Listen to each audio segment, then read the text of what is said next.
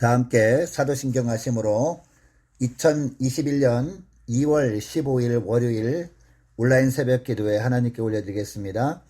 전능하사 천지를 만드신 하나님 아버지를 내가 믿사오며 그 외아들 우리 주 예수 그리스도를 믿사오니 이는 성령으로 잉태하사 동정녀 마리아에게 나시고 본디오 빌라도에게 고난을 받으사 십자가에 못 박혀 죽으시고 장사한 지 사흘 만에 죽은 자 가운데서 다시 살아나시며 하늘에 오르사 전능하신 하나님 우편에 앉아 계시다가 저리로서 산자와 죽은 자를 심판하러 오시리라.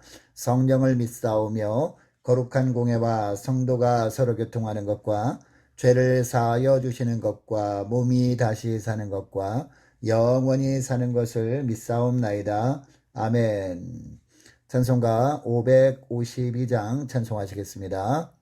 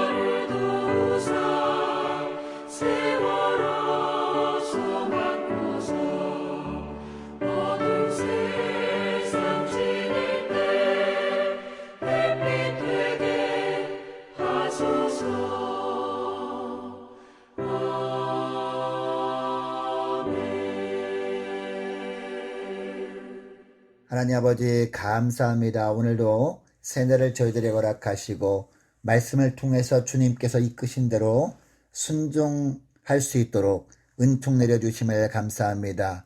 하나님 오늘도 주님이 주신 말씀을 들을 때에 마음의 문을 활짝 열고 말씀을 받습니다. 말씀을 통해서 오늘 하루 어떤 삶을 살기를 주님이 원하시는지 바르게 깨닫고 깨달은 바대로 순종하며 살 때에 오늘도 주님께서 함께 하시는 증거를 보게 하여 주옵소서. 감사드리오며 우리 주 예수 그리스도의 이름으로 기도드리옵나이다. 아멘. 하나님의 말씀 열왕기상 18장 1절에서 15절까지 말씀입니다. 구약성경 열왕기상 18장 1절에서 15절까지 말씀.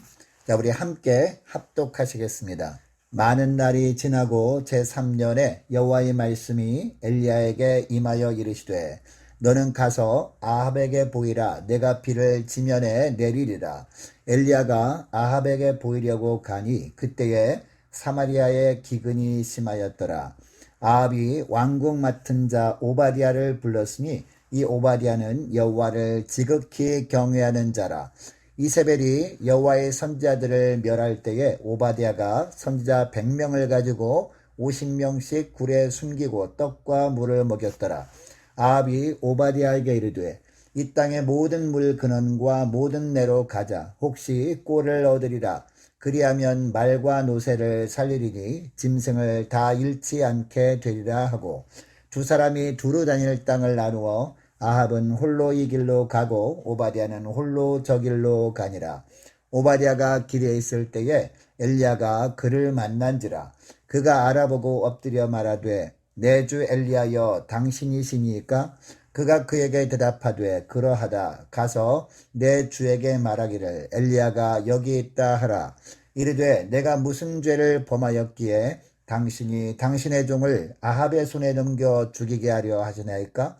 당신의 하나님 여호와께서 살아계심을 두고 맹세하노니 내 주께서 사람을 보내어 당신을 찾지 아니한 족속이나 나라가 없었는데 그들이 말하기를 엘리야가 없다 하면 그 나라와 그 족속으로 당신을 보지 못하였다는 맹세를 하게 하였거늘 이제 당신의 말씀이 가서 내 주에게 말하기를 엘리야가 여기 있다 하라 하시나 내가 당신을 떠나간 후에 여호와의 영이 내가 알지 못하는 곳으로 당신을 이끌어 가시리니 내가 가서 아합에게 말하였다가 그가 당신을 찾지 못하면 내가 죽임을 당하리이다.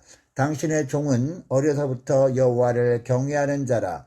이세벨이 여호와의 선지자들을 죽일 때에 내가 여호와의 선지자 중에 100명을 50명씩 굴에 숨기고 떡과 물로 먹인 일이 내 주에게 들리지 아니하였나이까? 이제 당신의 말씀이 차서 내 주에게 말하기를 엘리야가 여기 있다 하라 하시니 그리하면 그가 나를 죽이리이다. 엘리야가 이르되 내가 섬기는 만군의 여호와께서 살아계심을 두고 맹세하노니 내가 오늘 아합에게 보이리라. 아멘. 하나님은 오늘도 우리를 세상으로 파송하시길 원하십니다. 그런데 우리가 세상에서 주님이 주신 사명을 잘 감당하기 위해서 반드시 싸워 이겨야 할 강력한 대적이 있습니다. 바로 우리 심령 속에 있는 두려움이라는 대적입니다. 엘리야가 아합 왕에게 가서 선포한 말씀대로 북이스라엘 땅에 3년 6개월 동안 기근이 임했습니다. 여러분, 기근이 임했던 3년 반의 기간이 엘리야에게는 어떤 기간이었을까요? 엘리야의 심령 속에 있는 두려움을 없앨 수 있던 기간이었습니다. 여러분, 하나님께서 엘리야를 아합에게 보내셔서 말씀을 전하게 하신 후에 하나님은 엘리야를 그리 시냇가로 인도하시거든요. 그리고 그 이후에 시돈의 사렙다에 가서 머물라고 하시기도 하셨습니다.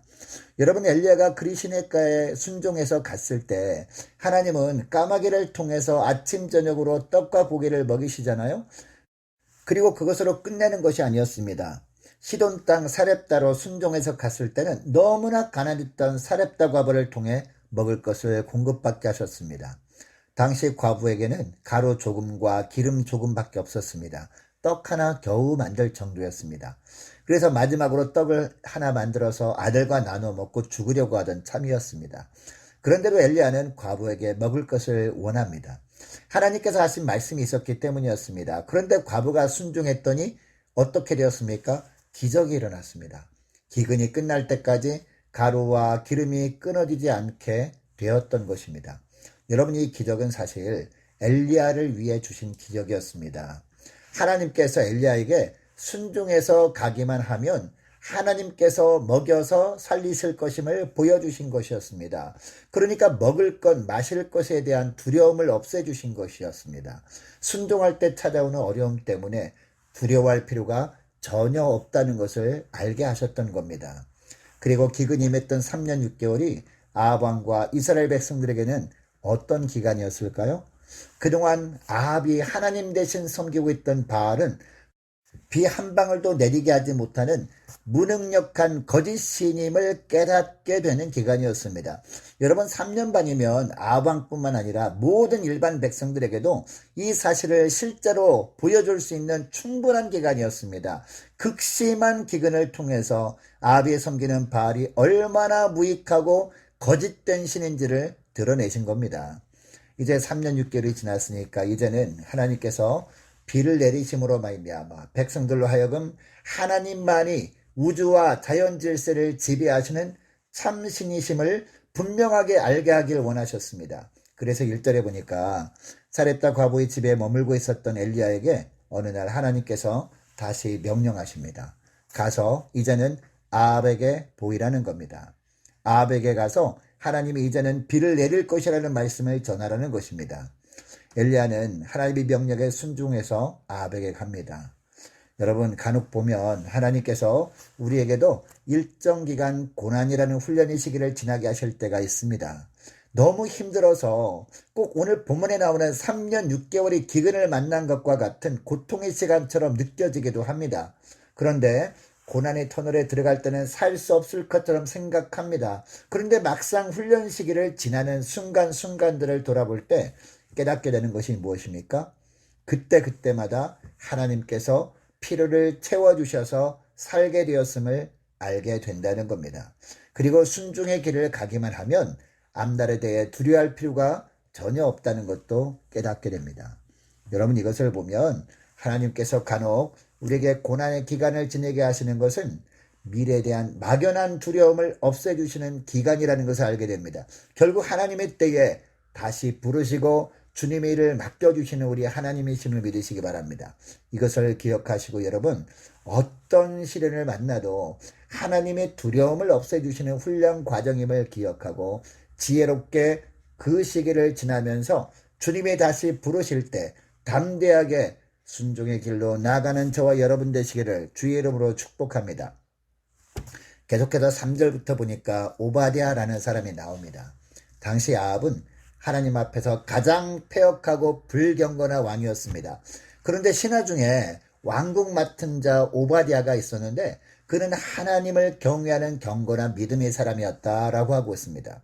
또한 오바댜가 어떤 사람이었다고 소개하고 있습니까? 4절에 보니까요. 이세벨이 여호와의 선자들을 멸할 때에 선자 100명을 50명씩 굴에 숨기고 떡과 물을 공급한 자라고 하고 있습니다. 그런데 오바댜가 이처럼 하나님을 경외하는 자라는 사실을 아합도 알고 있었을 겁니다. 그리고 13절 말씀을 보면 이세벨이 하나님의 선자들을 멸할 때 100명의 선자를 50명씩 굴에 숨기고 떡과 물을 먹여서 살린 것도 나중에 아합은 소문을 듣고 알았습니다. 당시 아합과 이세벨은 단순히 바알을 숭배하기만 하지 않았습니다. 하나님을 섬기는 자들을 심각하게 핍박도 했습니다. 심지어 선자들을 죽이기까지 했습니다. 그렇다면 오바댜가 이처럼 하나님을 섬기는 선자들을 숨겨주었다는 사실을 알고 오바댜를 가만두지 않아야 할 것 같습니다. 그런데 3절에 보니까 아합 왕은 이런 오바댜를 왕국 맡은 자로 세웁니다. 왜 그랬을까요? 오바댜가 하나님을 온전히 경외하는 삶을 사는 것을 아합 왕과 왕비 이세벨이 너무나도 싫어했지만 오바댜만큼 왕국 맡은 자 일을 잘하는 사람이 없었기 때문입니다. 너무나 성실하고 맡긴 일을 딱 부러지게 한 겁니다. 그리고 하는 일들마다 너무 지혜롭게 처신을 잘한 겁니다. 그러니까 아무리 신앙생활을 하는 모습이 자기 마음에 들지는 않았지만 아합 왕은 오바댜를 왕국 맡은 자로 쓸 수밖에 없었던 겁니다. 하나님께서 오바댜에게 하늘의 지혜와 총명을 주신 것입니다. 그리고 오바댜는 자신이 안전한 위치에 있다고 자신만 생각하지 않았습니다. 자기의 지위와 부를 사용해서 고난당하는 사람을 위하여 재물을 아낌없이 사용합니다. 선을 행할 기회가 왔을 때 놓치지 않고 선을 행합니다. 하나님의 나라를 위하여 자기와 자기에게 있는 물질까지 귀하게 사용한 믿음의 사람이 바로 오바댜였습니다. 그러니까 오바댜는 자신을 세상으로 보내신 하나님이 주신 사명을 최선을 다해 감당한 사람이었던 것입니다. 여러분, 하나님께서는 우리도 세상에 파송하십니다. 그런데 하나님이 우리를 파송하시면서 그냥 보내지 않으십니다. 우리를 세상의 소금이라고 부르십니다. 세상의 빛이라고 하십니다. 이렇게 부르시는 이유가 무엇일까요? 우리는 세상에서 파송된 자로서의 삶을 살 때 우리가 그리스도인이라는 본분을 잊으면 안 된다는 겁니다. 어떤 상황에서도 그리스도의 향기를 풍기는 삶을 살아야 한다는 것입니다. 세상과는 다른 구별된 삶을 살아감으로 말미암아 누가 보더라도 하나님의 백성임을 알 수 있도록 해야 한다는 것입니다. 이런 삶을 살 때 이런 우리를 통해서 하나님은 이 땅에 하나님의 존재를 알리는 위대한 일을 하시는 것입니다. 여러분 이것을 기억하시고 오늘 기도할 때 이렇게 기도했으면 좋겠습니다. 하나님, 고난의 기간을 앞날에 대한 두려움을 없애는 기간으로 주셨음을 깨닫고 고난의 시기를 지혜롭고 순결하게 지내게 하여 주옵소서.